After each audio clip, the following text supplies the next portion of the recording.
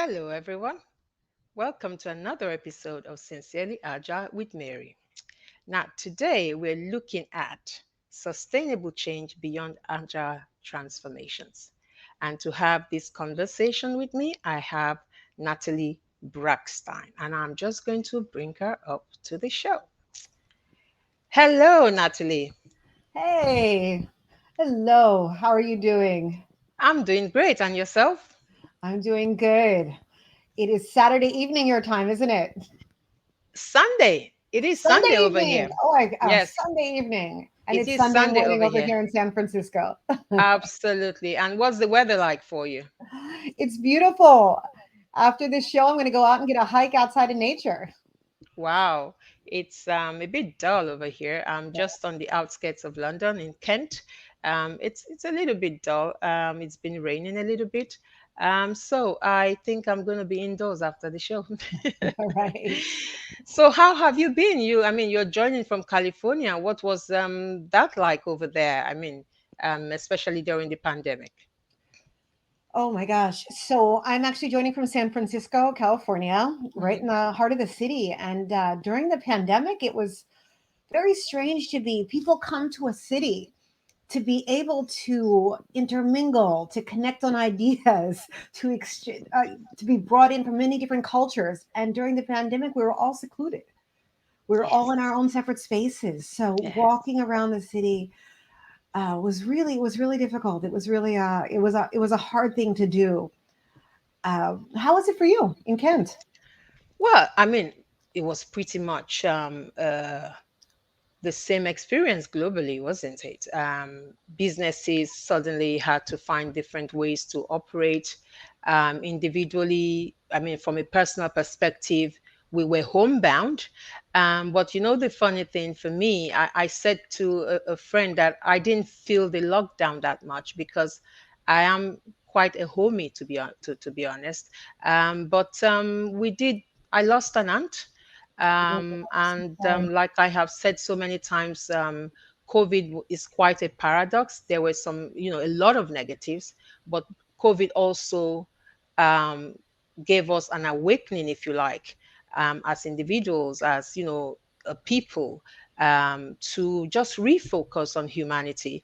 And for that, I think there's a huge benefit. And if you look at what's happening within organizations today, there's more. We've been talking about work-life balance for so many years, but there's just so much more drive towards that option to work from home so that people can have a much more balanced experience of work life. So overall, that's what it has been for me, and I like the positive side of it. The negative side, there was nothing anybody could do about it, but that's it.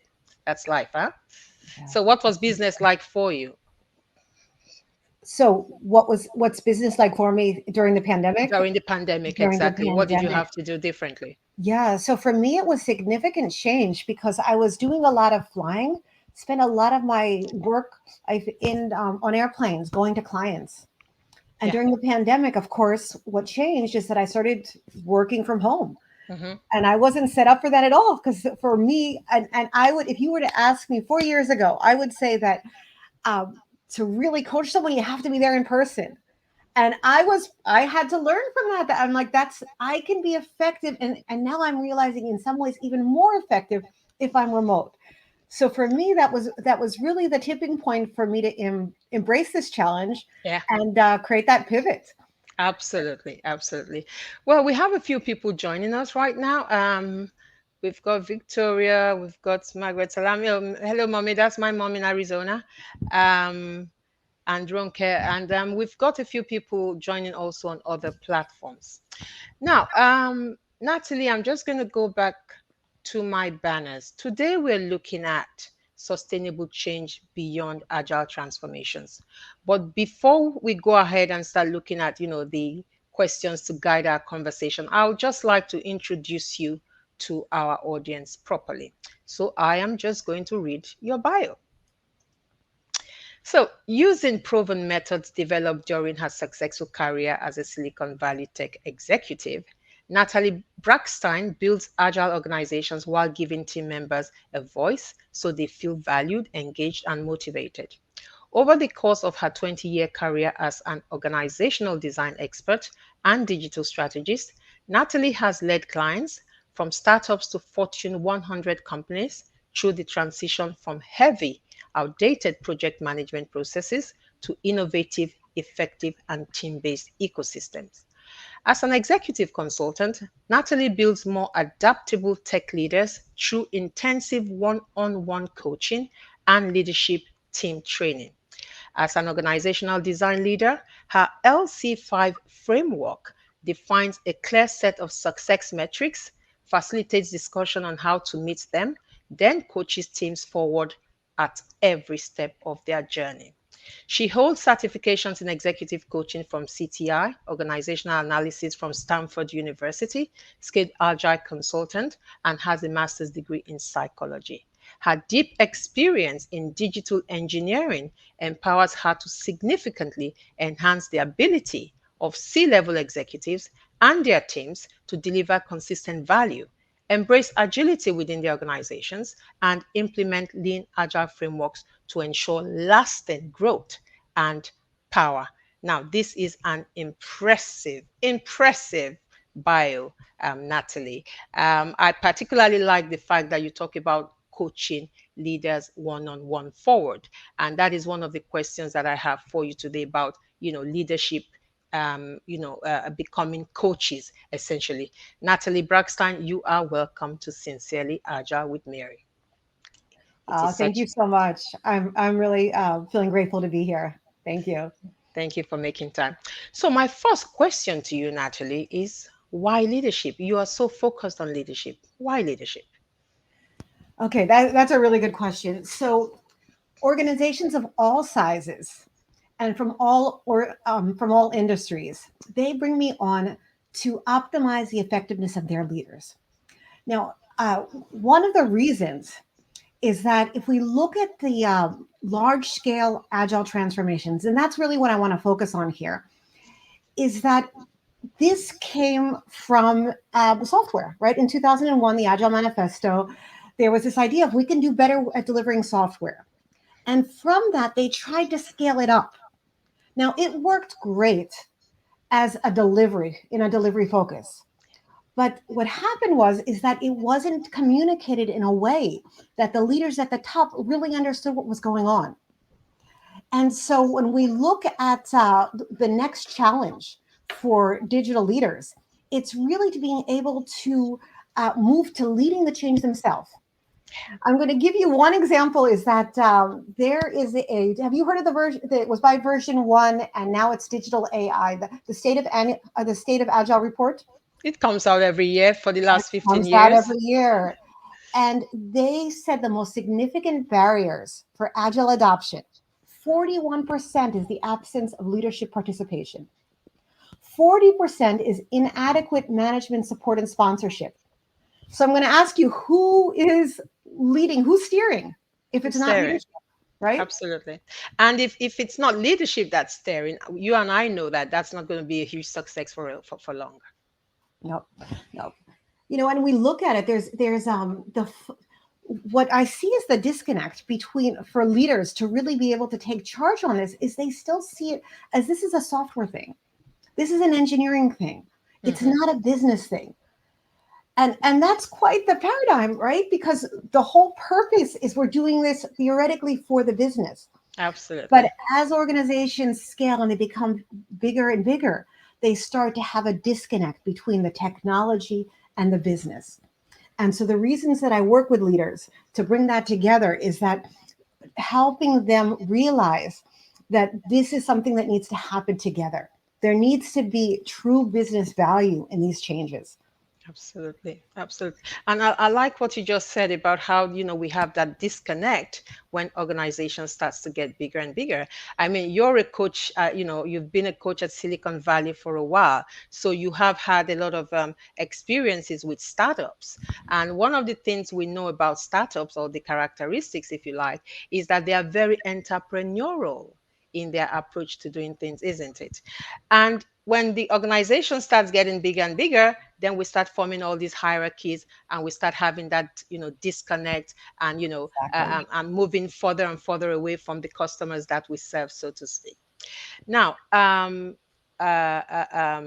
terms of leadership, leading, it is very critical because they need to, we often say it's their own dog food. They need to lead by example in order for the change to actually be sustainable. They need to also not just learn and not just support it, but also know what it is they must do. And I like you talked about coaching a lot in your bio, because the environment has changed so much now that it's not enough to just be that command and control leader anymore. It wouldn't serve any organization well. Good one, Natalie. Thank you very much. My next question, and the reason I ask this is that you have worked with leaders, like I just said, in Silicon Valley, and we have had a lot of success from that part of the world in terms of driving innovation and driving technology. So here's my question based on that. Is there a consistent leadership style or behavior in a typical Silicon Valley leader that drives success and that we should be modeling? You know, Okay, so let me look at that question. So Silicon Valley is a place where it pulls in, sometimes we call it the island of misfit toys. A lot of people that came with very strong passion in an area, they come together to converge and exchange ideas. You'll go to a coffee shop and everybody's talking about this idea that they want to create as this next best startup. What's interesting here is that it's about their passion. And so I want to connect it also what you said about work-life balance is there's a difference between a stressful response, which is from outside in, to a passionate response, which is the inside out. And so when I talk to many of the leaders or someone, let's not even say a leader, this is a person I meet at a coffee shop that has this idea of how he's going to change the world with this new app that they're creating. The fact that they're working night and day and so forth, it's not because someone's telling them to do it. It's because they're passionate about the change that they want to bring, right? And so I would say that for one is what is a place that gets pulled, and I see that in many different cities. So that's one value that you're going to see specifically in the Silicon Valley, is that there's a strong purpose to their work. hmm. Uh, the other piece that's going to come into play and that very much will dictate if this idea will survive into something bigger is two-part. One is you have to be able to persist through very difficult times. If you look at the example of the iPhone, it came out 30 years after Apple, right? So many different you have an idea, you start a company, you're attuned to what is going on in the market, and you're pivoting and you're pivoting and you're changing and you're always listening and adapting. So if we look at additional values that we Hmm. see that persistence, that mindset of I'm going to continue and focus on it, Yeah, even if it's uncomfortable, yeah. even if it's not making me popular, even if it's not making me money. And the other is really listening to what the customers are saying and being willing to let go and pivot and change. Oh, I really like those three attributes you just shared with us. The first one was purposeful connection.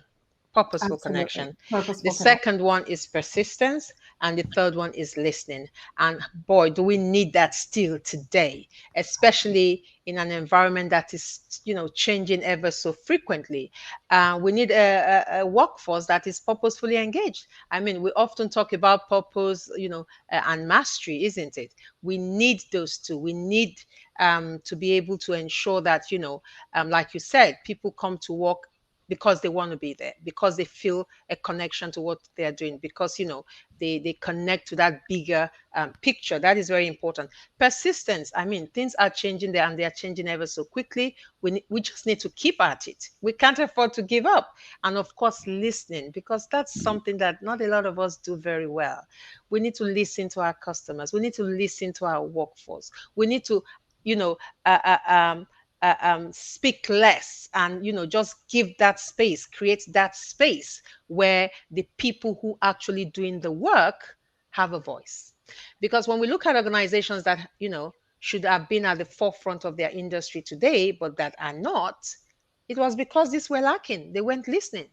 They weren't creating a safe environment for the people who actually did the work, for the people who were close to the customers. So very, very important. Purposeful connection, persistence, and listening. Thank you very much, Natalie. And my next question for you is, the reasons for change must engage people, like we just said, emotionally and rationally. Why both? I think you've sort of answered that, but let's take a shot at it. Well, of course, humans are not robots, Yeah. right? And so we need to have a purpose for what we do. It needs to align both with our logic, with our brain, and with our heart, whatever steering us from inside, with Mm-hmm. our moral belief, with our values. Mm. One of the most difficult aspects of change is you Mm-hmm. can't force people to do anything, right? They need to want to do that. And in order for them to want to do that, it needs to make sense to them and it needs to feel right, you know? And we're seeing that with people call it the great attrition, but I like to use the same term you used, Mary, is the great awakening that happened during the pandemic. Yeah. Is we started looking at, it's like, am I doing things that are really making me feel good about myself? Right? And if not, then why wait? Let's make that change now. Let's find the route that is really going to be something that's going to that makes sense and feel like a good fit for me. Mm-hmm. And so balancing both the logical with the why is very important. It needs to make sense. As a leader, you Mm-hmm. need to explain the reasoning behind it and not just tell people to do it, because Exactly. people have a lot of choices. And it needs to be connected to their values so that they feel like they're feeling like they're doing something good. Absolutely. And as leaders, we need to be able to communicate that why in a way that really resonates with people, not just like you said, as though we're just giving instruction. We're doing this and that's it. I mean, what I often say is, you will get compliance, not commitment. You Oh, will I get love that. compliance, but you will not Right? have commitment. And right now with the Great Awakening, you're not even going to get compliance. Absolutely. Whoa. Now, the thing is, I feel that the reason sometimes, some leaders think the command and control way is best is because it's faster. Yes, it might be faster, but will it endure? Will it endure? You will get, like I said before, compliance in the short term, but not commitment in the long term. Thank you, Natalie. And I'm just going to highlight some of the comments that our audience are making for you to see there. We've got a LinkedIn user. Unfortunately, we can't see your name. Saying purpose, persistence, pivot, absolutely active listening, resonating with that person there. Stella saying some leaders are the worst at effective communication, both to internal and external customers. We really do need our leaders to listen. We really do. And people who rely on leaders to just lead don't grow. Well, fair enough, but we still need the leaders to connect to the people they are leading, is what we're saying. And what we really want people, leaders, to do is to create that environment in which people can grow. Because I often say it's not about followership. I know followership is now a word given social media, usage and all of that. But we all need to take responsibility for leadership in our spaces. And then I have again purposefulness, persistent listening, great attributes for success. Also, when leaders encourage an environment where mistakes are seen as opportunities for improvement, we build high performance teams. Absolutely, because it's feedback, not failure, right? It is feedback, not failure. So we have comments here, not necessarily questions for you, Natalie. So I'm going to go back to my questions and pick another question for you. What is the value of coaching in a transformation? Uh, so before I dive into answering that, I just Yeah. want to point out one piece of information because people were complaining about their leaders. And one one statement that I like to repeat and work with leaders on, and this connects to the coaching, is truly uh, stellar leadership is when what you say, what you think, what you do, and what you behave are all aligned. That's leading clearly. If you say something and you act in a different way, very quickly the people on the teams are going to get confused and they're not going to trust you. And so I really want to emphasize that. If we say something, Mm-hmm. our words are going to be tested against our actions. So I'm going to jump into the topic of coaching. So when we talk about, and specifically around agile coaching, so I've done a fair enough of training on agile ways of working and different ways of working. And what I was receiving is the day after the training, when people go back to the office, is when I get the most questions because you get all this theory and then you go into your work site and you're like, wait a second, now, no, how do I integrate this into my actual work? And so that's where the need for coaching came into place. So training is important because it gives you ideas on different ways to work.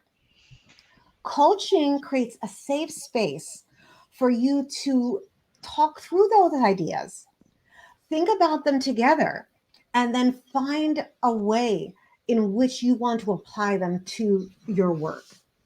And so, if we think about coaching as we have action, choice, and then reaction. So it's a comfortable space for you to look at your different choices and probably tone down that reactivity to to thinking that the first idea that comes to place is the one that I'm going to act on, and look at the different options in front of you to find out what are some intentional ways that you can behave to lead your organization.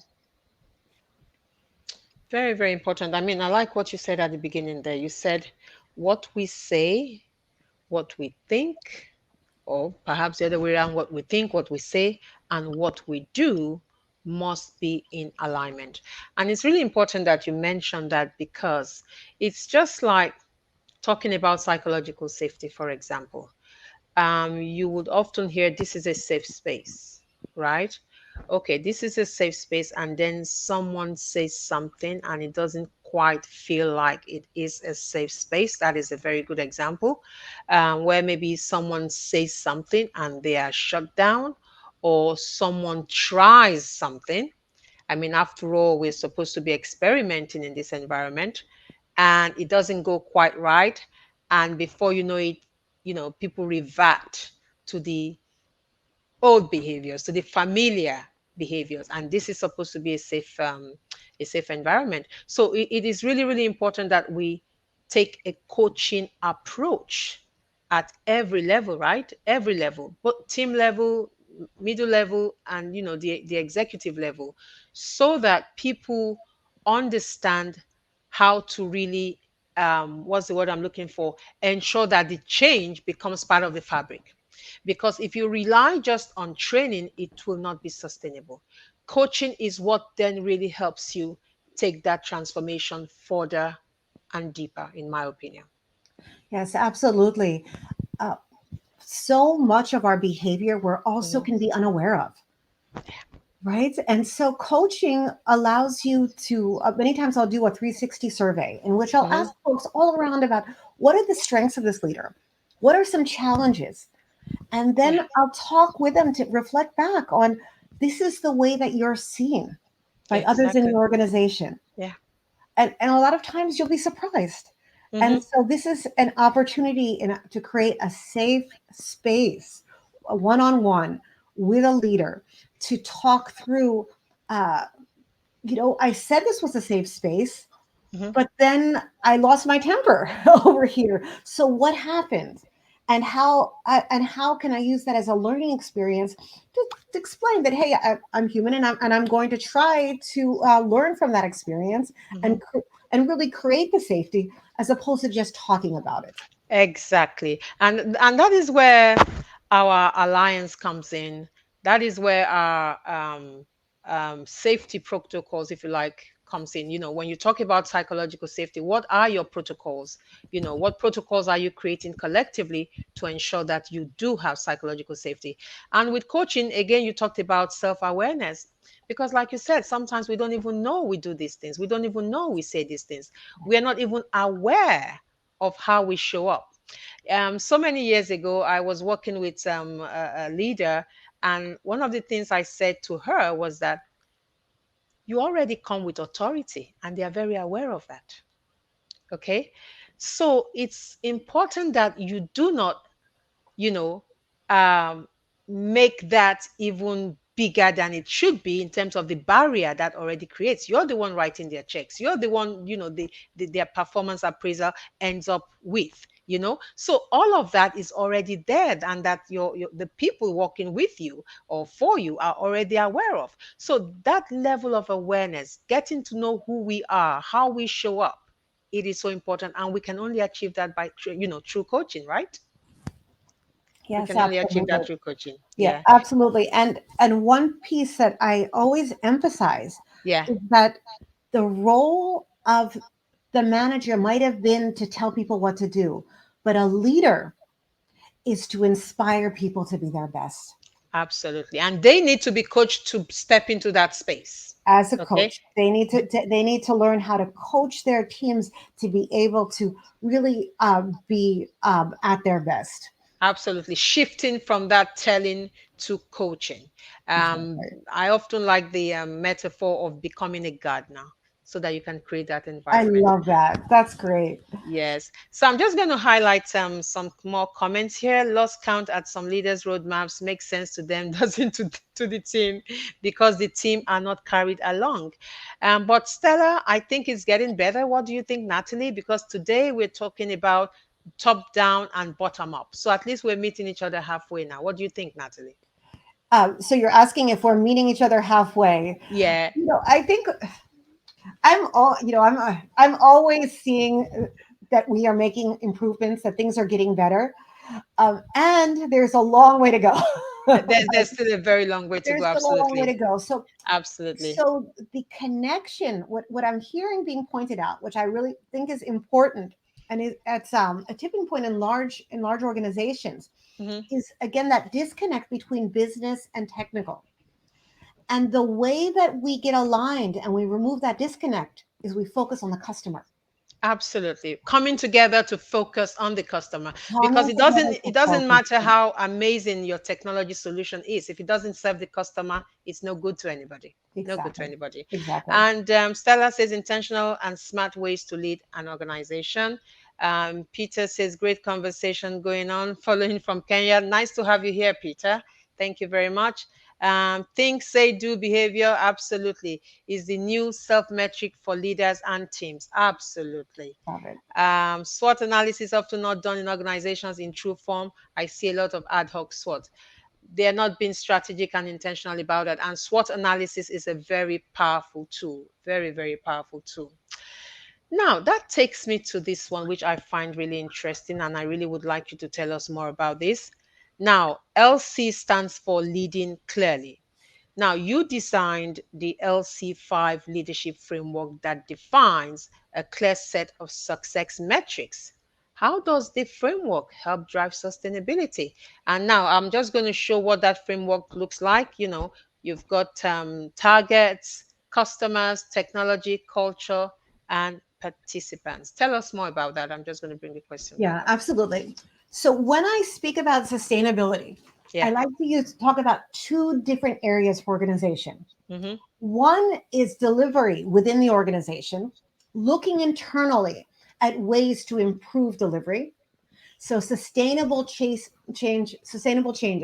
continuously making changes to increase performance of delivery, and products and services to sustain and grow revenue streams. We're continuously changing our products and services so that they will adapt to customer needs. Mm-hmm. And so, looking at these two different areas, I went to Stanford and studied organizational design. And when I was looking at it, I was seeing that what happens in large organizations, especially organizations that have done such great work in getting their technical delivery teams to use agile, is that the terminology that's being used is a disconnect. You've got a little bit of a Tower of Babel going on, where the technology teams are talking in terms, but business are talking in different terms.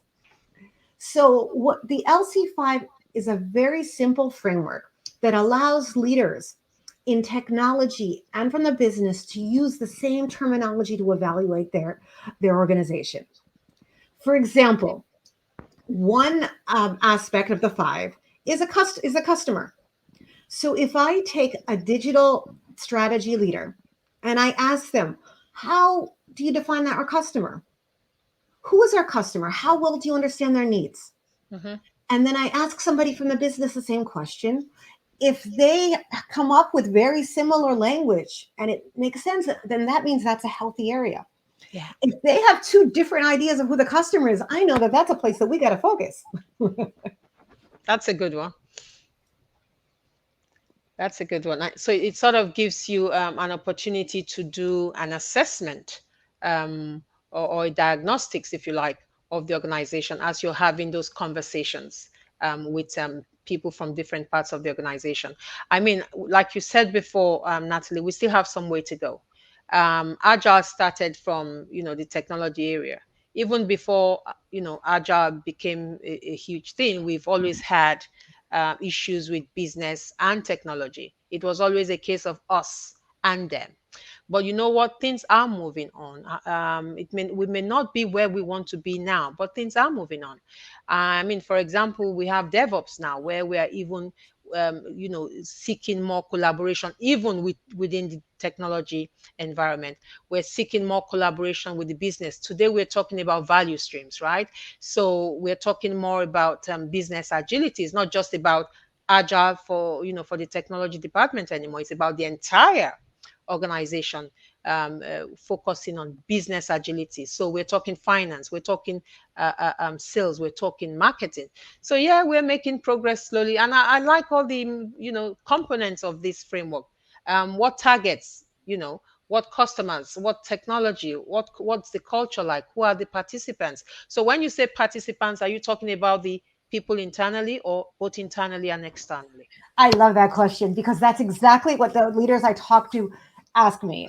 And participants is everyone you work with to deliver to your customers. So if I look at my FTEs, my full time employees, and I look at my vendors, I look at folks that I have strategic partnership with, I look at my contractors, everyone's going to have a different set of motivations. I have to look at what is the balance and how do I motivate according to each one's purpose. Right? If I'm asking folks to work lots of hours, an FTE will be like, hey, wait a second. A contract will be like, oh, great, I get paid for by the hour. And so I have to have all of these in consideration when I decide how to structure my organization and how to motivate people. Having a systems approach, so that's things that so that you have a balance, so to speak. And I like the example you just gave. If you're asking people to do more work, more hours, the contractors will be excited, but hey, finance will be like, where am I going to get all this money to pay? So we need to find that right balance there. Very, very important. Yeah, it looks like a great framework to use. And the next question: organizations can only mature or improve as much as the environment allows. What's the challenge here for sustainability? We've sort of touched on it a little bit, but what can you say about this, Natalie?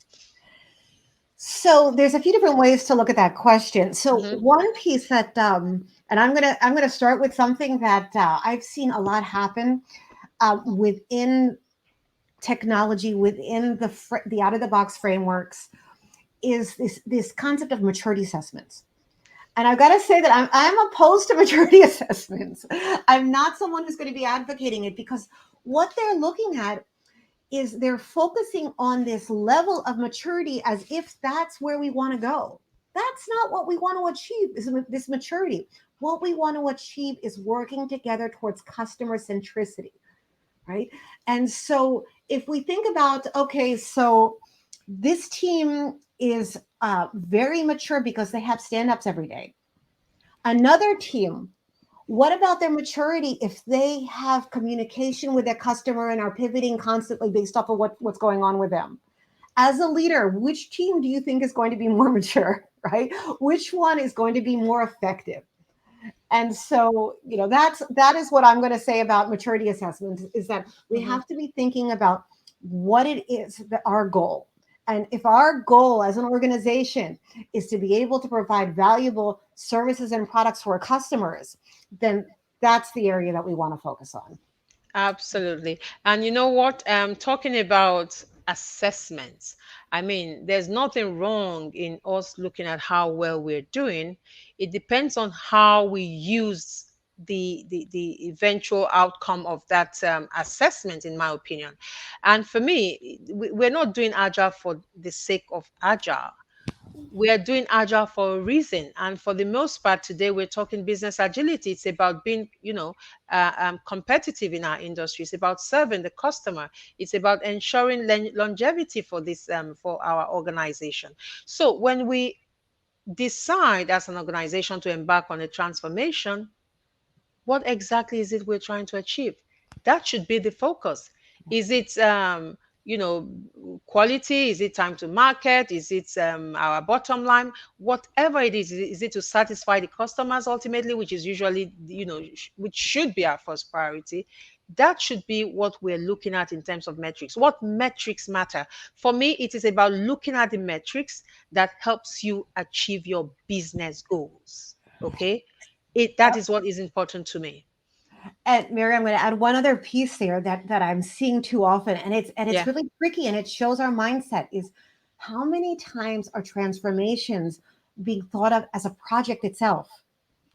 I'm invoking, right? I wanted to have a transformation. How much is it going to cost? When am I going to get there? And what's the scope of it? Right. And that maturity assessments they can steer us in that direction. It's like, so we want to be at level 7. How much is it going to cost to get there? How long will it take? And it's like, no, Agility is a journey. It is a it's, journey. There is no end state when it we comes are to agility. constantly growing. And so when we Yeah. talk about beyond agile, we're Yeah. talking about sustainable change, looking at all 5 aspects to see Hmm. how do we improve our culture, if that's the area that we need to focus on right Yeah. now. Maybe our area is participants or our targets that are not aligned from the strategic all the way down to the teams. Maybe they're not clear. And I saw that in the comments, is Yeah. that the leaders are deciding something, but the teams don't understand the why. So that means that line of sight is not clear. Hmm. So that Hmm. might be another area. But if we're always listening, there's always going to be an area that we can improve upon. Yeah, and of course, we do team assessments and all of that, but that is not for me. The goal there should be, where do I need to improve, or where do we need to improve as a team? What is the data or the information we're gathering? Our retrospectives? What's coming out of our retrospectives? What are the gaps? What do we need to change? What do we need to improve on? That is what matters. It's not about whether you're in level 3 or level 7. Those Yeah, numbers mean nothing. They absolutely mean nothing. So it is right. what you do with the gaps that you Exactly. identify that really, really matters. And for me, every time we talk about improvement, it always takes me back to the Agile Manifesto. It talks about uncovering. It didn't say we have uncovered, Right. Right. we are uncovering, right? So it's a never ending journey. And yes, we're in it for the long haul. And I think we have some more comments here. Um, okay. I like the idea that both IT and business ultimate focus should be on the customer. Yes, too often we hear businesses don't understand IT and vice versa. When we have one currency, i.e., the customer's need, It helps to build a one team engagement. Absolutely. I wish I could see your name. That's a very good comment there. And we have Grace just joined us from Abuja. And we have Ella. Metric and data is important towards business agility. We need data to make decisions. Absolutely. We need data to make informed decisions and to also make balanced decisions. But before you gather that data, you need to know what, the metrics that matter to you. And sometimes I feel, Natalie, you can jump in here, that sometimes in the quest to have metrics, we are measuring everything and anything. Okay, right? everything, and that in itself, another thing we must really really remember when we're gathering metrics is that it takes a lot of effort. So if you're spending your resources to gather data that is of no use to you, you're just wasting resources. Natalie, what do you say to that? Yes, absolutely. And so when we look at creating a dashboard, it's really no more than 6 items to focus on, and they all have to be somehow related to our interaction with our customer. Exactly. It's too easy to create all of these outputs.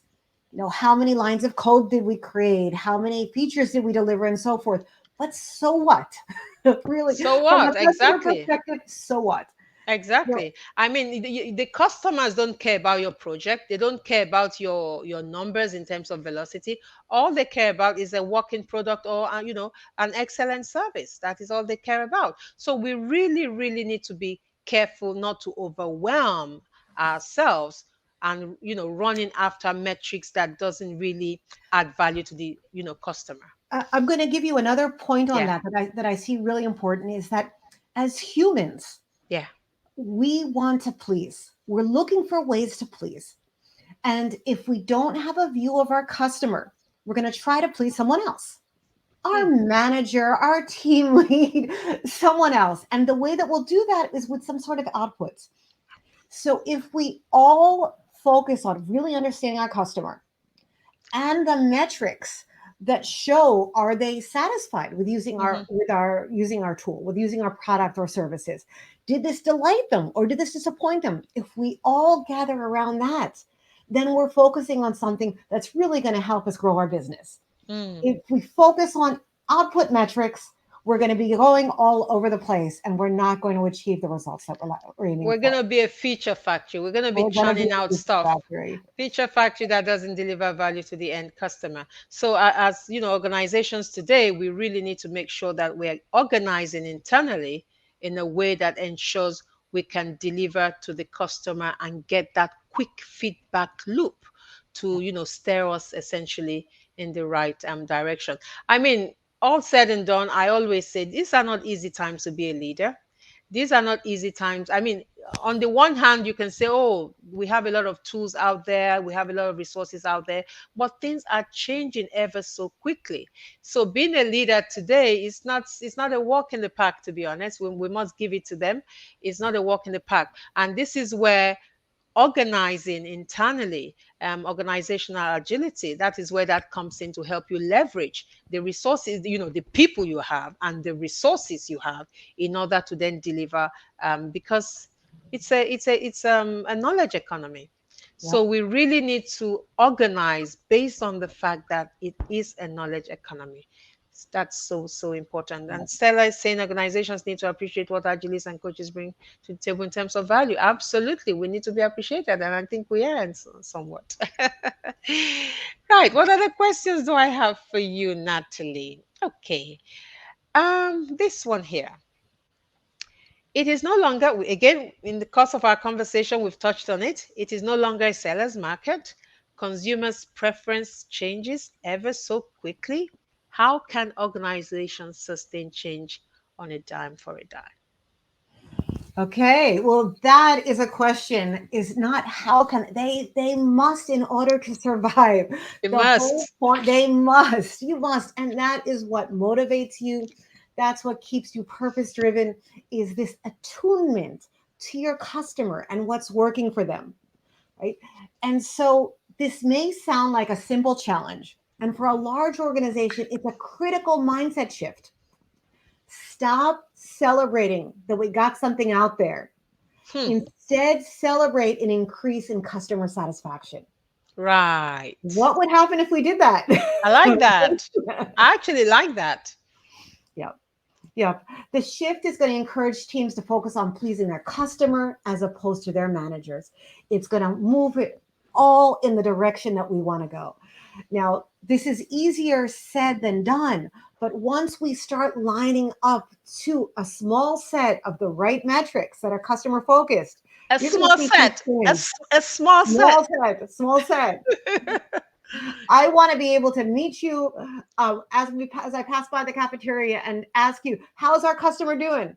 And then you can tell me our net promoter score is here, the customer satisfaction is this, four metrics max. And it's like, okay, great. Or hey, why don't we try on this? Or what can we do to improve that? Not velocity, not the number of stories. I really like that. And I'm talking about being able to change on a dime for a dime because change is constant. And like you said, it's about satisfying the customer.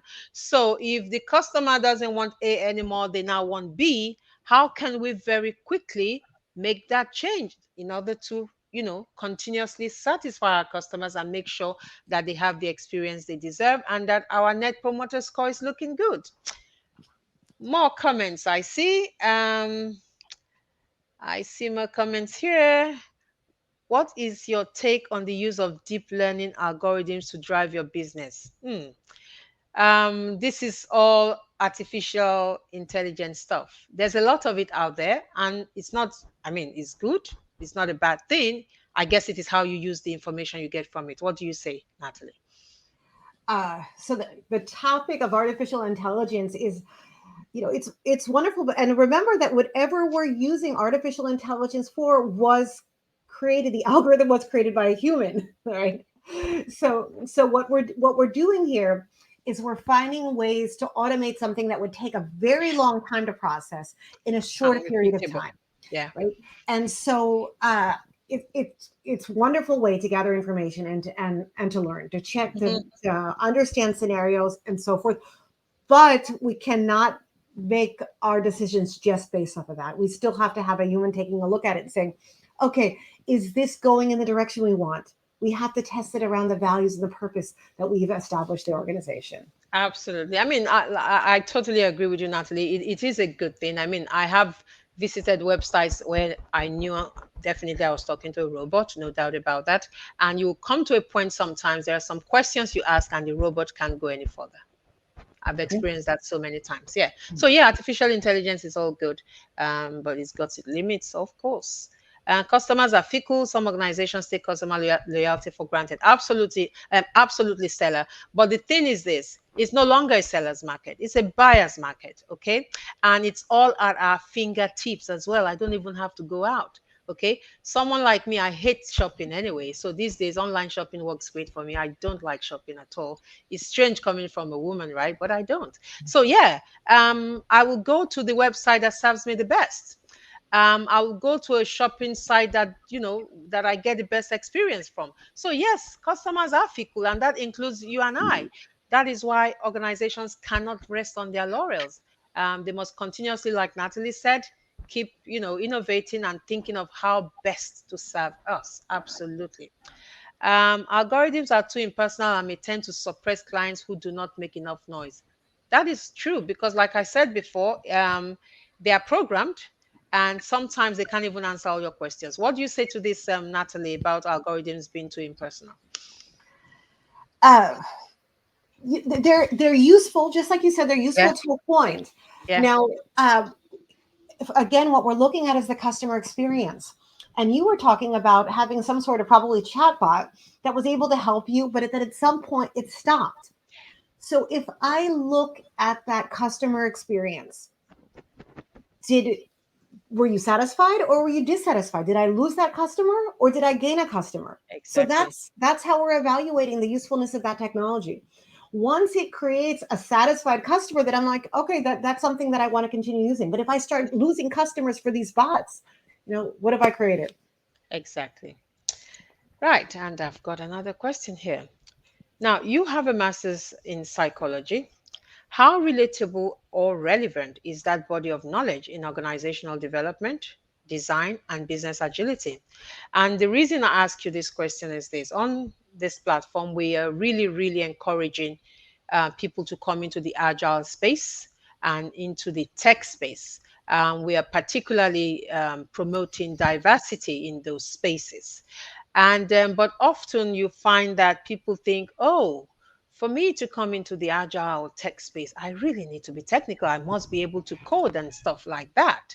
But of course, you and I know that there are a lot of transferable skills that we can bring into these spaces. So, you coming from a psychology background, I know you also have some engineering, or is it electrical background? How has this helped you? And how relatable is it in these spaces? Okay. So there's two parts to that question that I want to relate to. One is, how does it help me in organizational design? Well, what are organizations but communities of people, right? So they're brought together for a similar mission, goal, or purpose. And so psychology, and I want to differentiate psychology from coaching. Psychology looks at the wounding that we've gone through, looks at our spirit experience from birth all the way to becoming an adult, and looks at how that impacts our life choices, our ability to function in society. Yeah. And so what happens here is that a lot of times people, we're all going to go through some sort of trauma, even if it's turning on the news. We're all exposed to trauma, and that trauma turns into fear, right? And that fear will be projected onto others until it is worked through. If I fear something, I'm going to continue and that response over and over and over again until I work through and come to terms with that. And so that's the part of psychology. Coaching takes you from here, from where I am right now, and then looks forward and says, what would happen to any individual if you had someone right behind you saying, you can do it? Hmm. You have the potential to go there. You and really looked at your greatest self.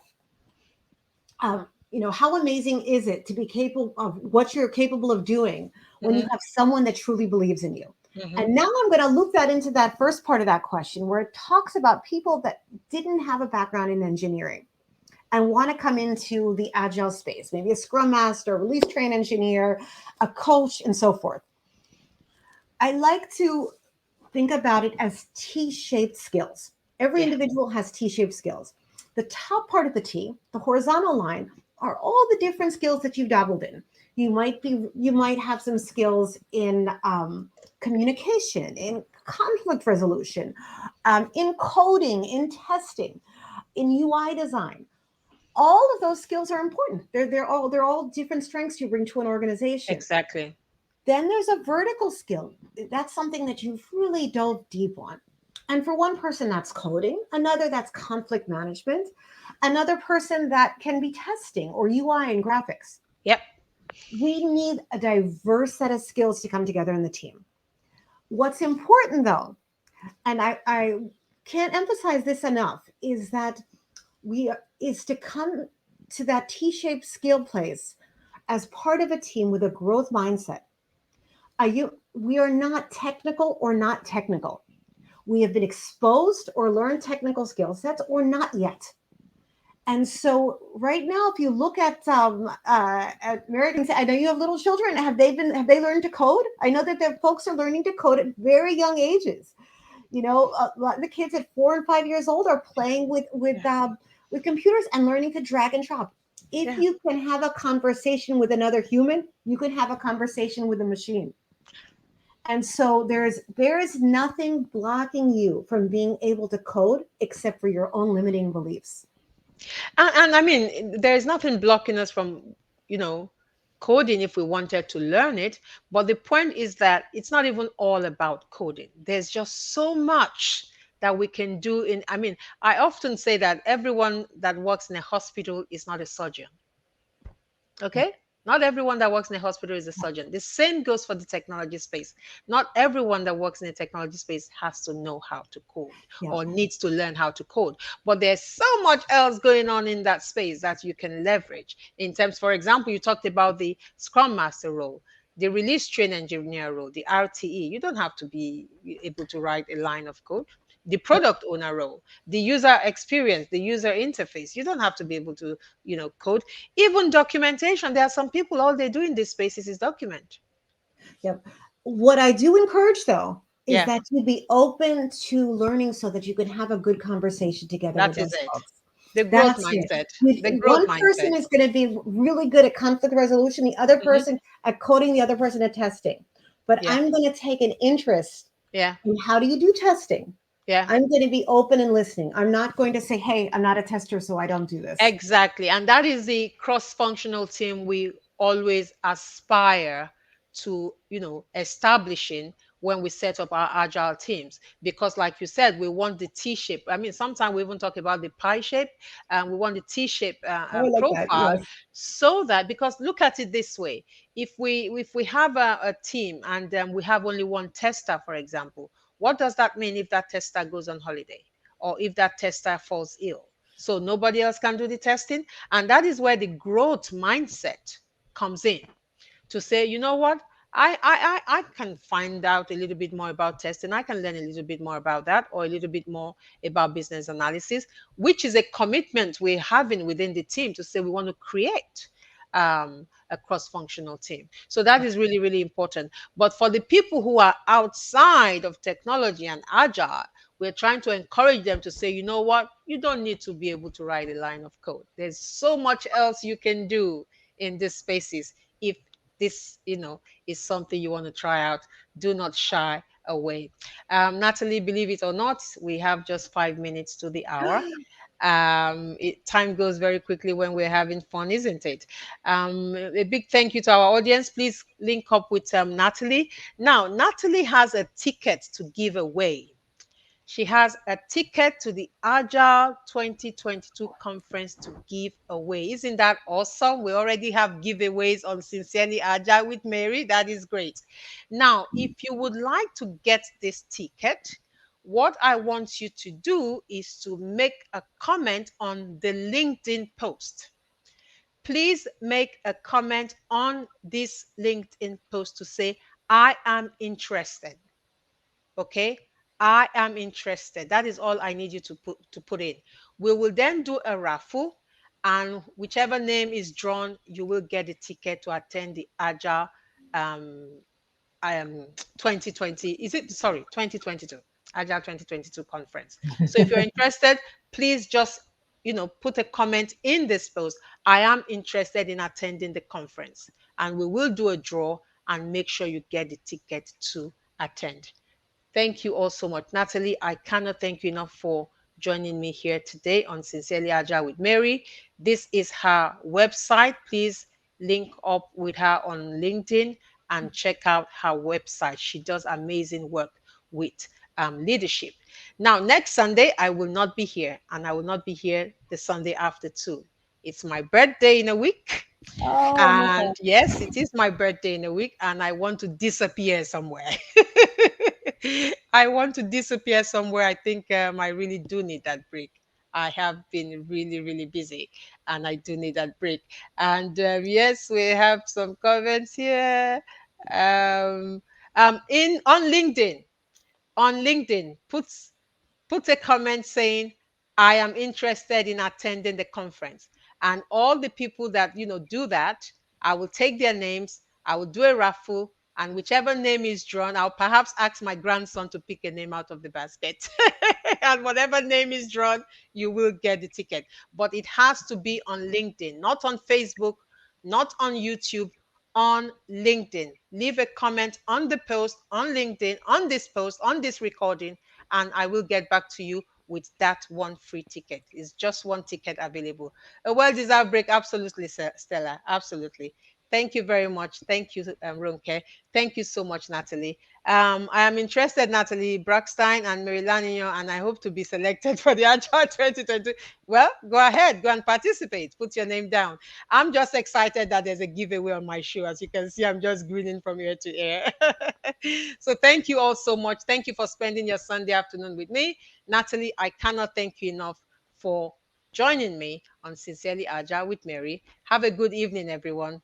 Bye bye. So see you in about 3 weeks' time, something like that. Bye Thank you bye. so much. Bye bye.